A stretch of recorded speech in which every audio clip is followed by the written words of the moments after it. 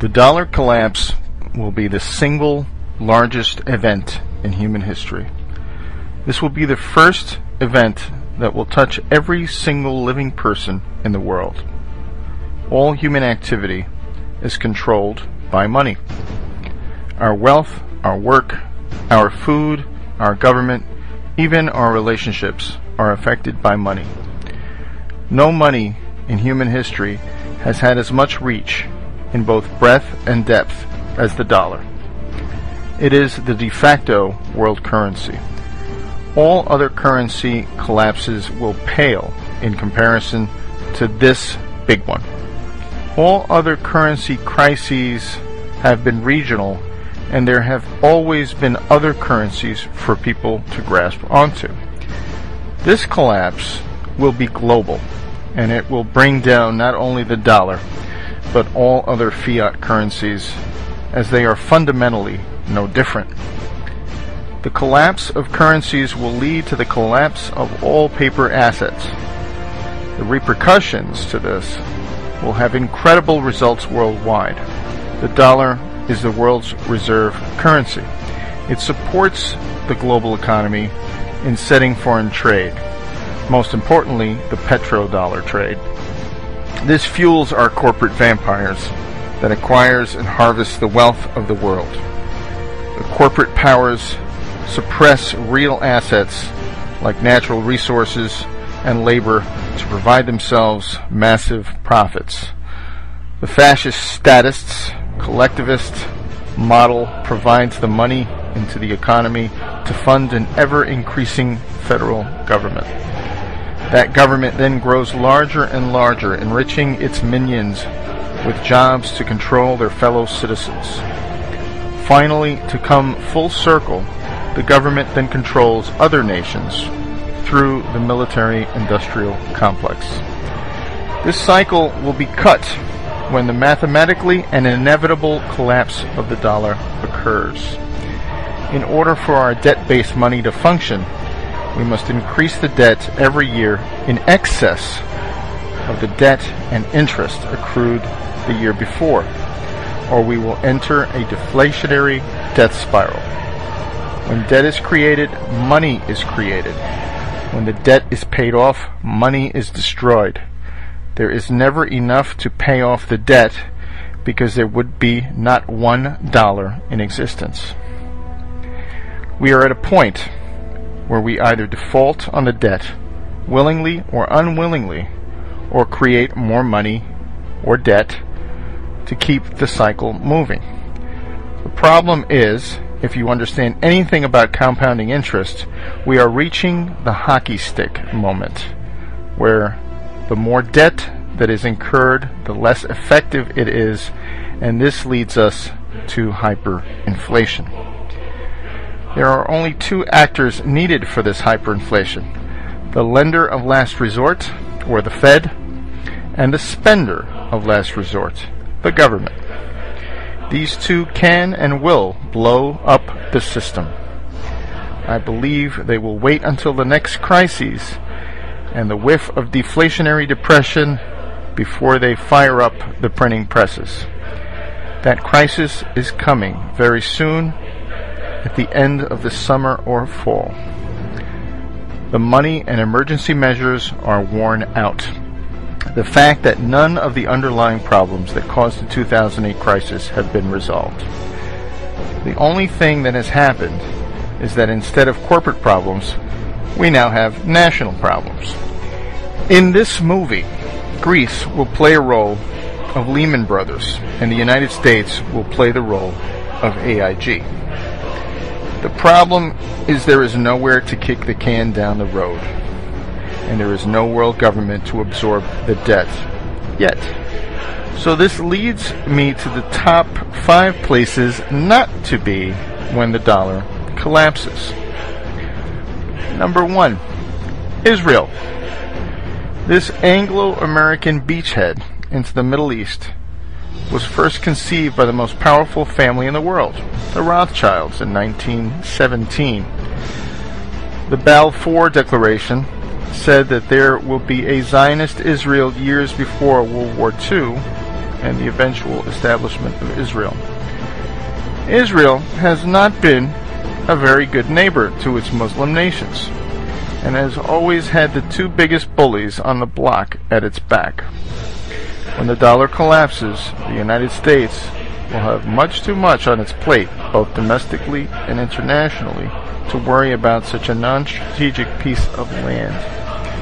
This will leave Israel very weak at a time when tensions will be high. This very thin strip of desert land will not be able to withstand the economic reality of importing its food and fuel, or the political reality of being surrounded by Muslims.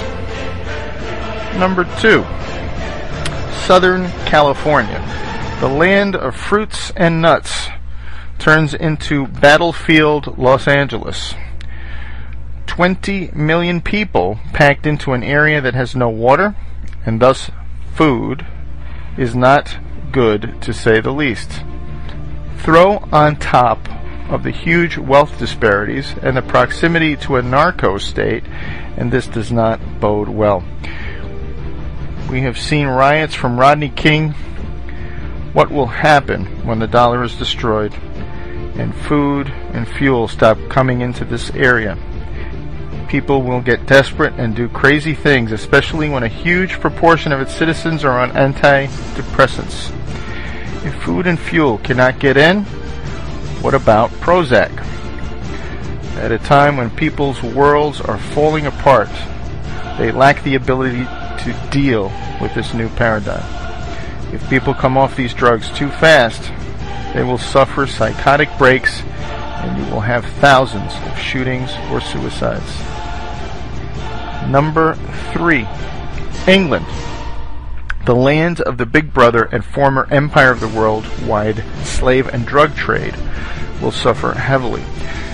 The stiff upper lip that the British elite ingrained into the sheeple will not work anymore as the British population explodes.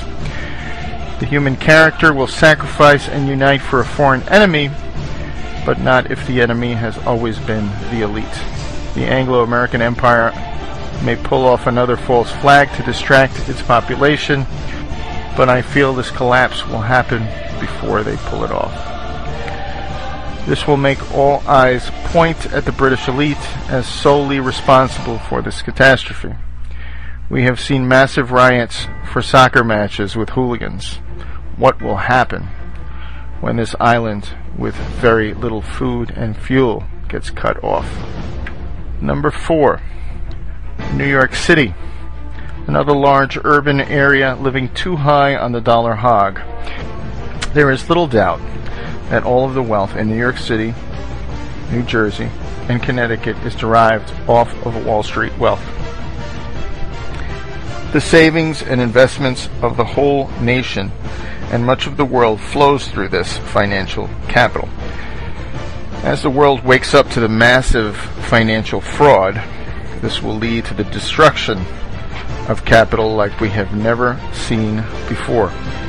This will have tremendous effects on the regional economy as people driving in Mercedes suddenly wonder where their next meal is coming from.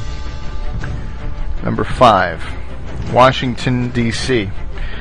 The political collapse of the federal government will wreak havoc on the hugely inflated local economy. As more and more states find it necessary to assert their natural control, the federal government will suddenly lose power and importance as the whole world suffers from a global Hurricane Katrina.